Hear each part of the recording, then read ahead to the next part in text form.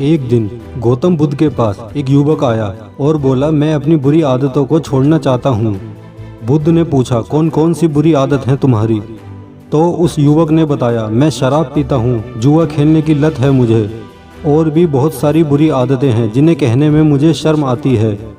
तब भगवान बुद्ध ने कहा, आज से ही ये सारी बुरी आदतें छोड़ दो। तो वह युवक बोला, एकदम से कैसे छोड़ दूँ?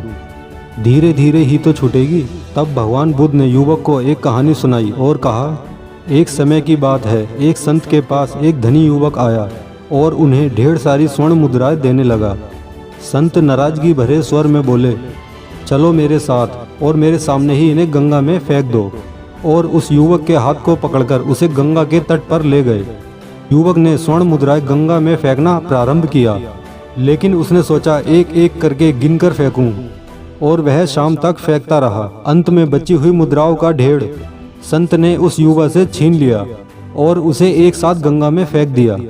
संत ने युवक से कहा, इन स्वर्ण मुद्राओं को एक साथ गंगा में ना फेंककर तुमने जिस तरह गिन गिन कर फेंका है, उससे दो बातें खुलकर सामने आ गई। एक तो ये कि उन स्वर्ण मुद्राओं से तुम्हें काफ़ी लगाव है, और दूसरा, तुम जिस जगह तुम एकमात्र कदम उठाकर पहुंच सकते थे, वहां पहुंचने के लिए तुमने बेकार में हजारों कदम बढ़ाए। यह कहानी सुनाते हुए बुद्ध ने युवक को समझाया कि अगर तुम्हें बुरी आदत को छोड़ना है तो धीरे धीरे छोड़ने का बहाना क्यों, एकदम क्यों नहीं छोड़ देते।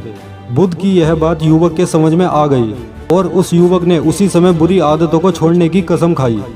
दोस्तों, इस कहानी की सीख ये है, अगर आप भी कोई बुरी आदत को छोड़ना चाहते हो तो उसे छोड़ने में समय मत लगाओ और ना ही कोई बहाना बनाओ।